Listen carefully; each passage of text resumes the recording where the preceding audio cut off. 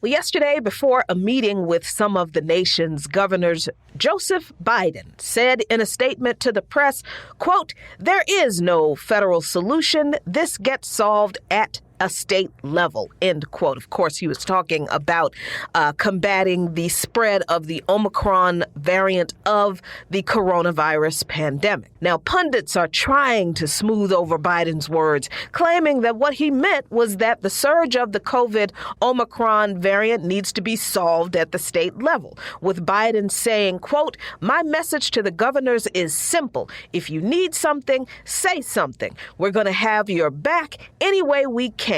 Nice try, but I'm not buying that spin.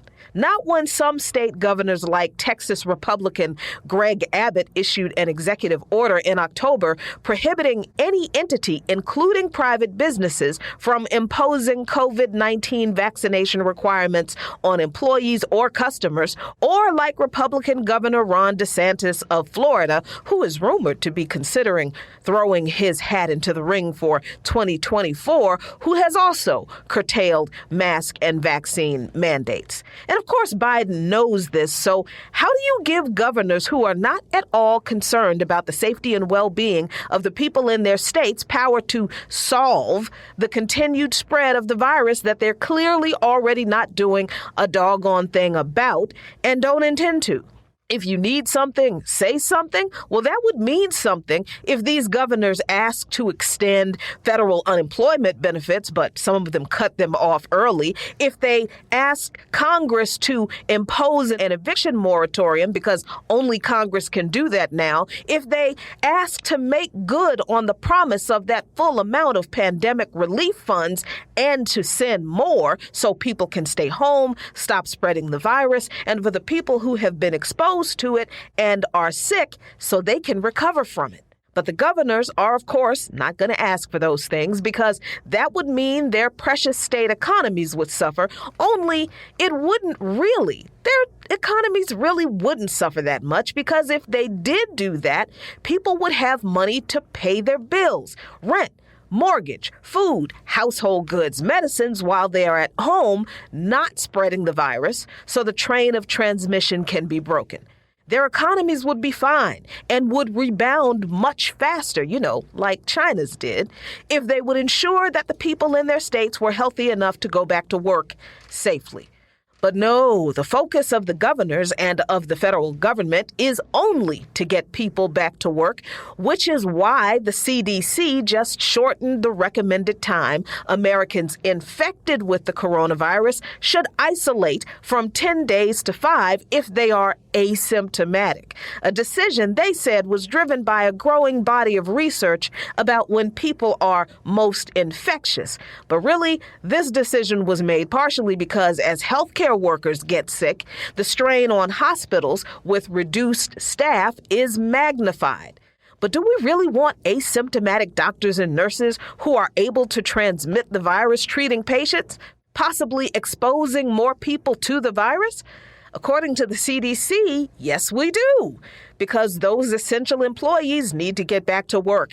And that's the bottom line, the fact that it is all about the bottom line. And when Biden said during the same comments that, quote, "I rely on my medical team, I get a recommendation, I follow it," end quote, well, no, he hasn't. Remember back in November of last year when a top health advisor to Biden, Michael Osterholm, said in a live event with Yahoo News that the government had the money to pay for a package to cover all of the wages for individual workers, for losses to small companies, to medium-sized companies, for city, states, county governments.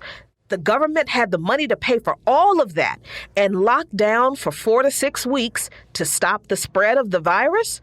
Osterholm is the director of the Center for Infectious Disease Research and Policy at the University of Minnesota, and at the time he made that statement was a member of Biden's COVID advisory team.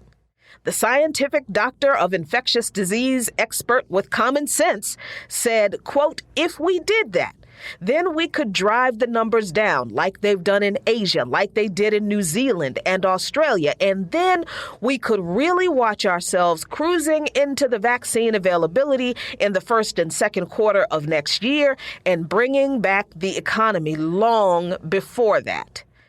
Did Biden listen to the science then? Follow the recommendations he was given then?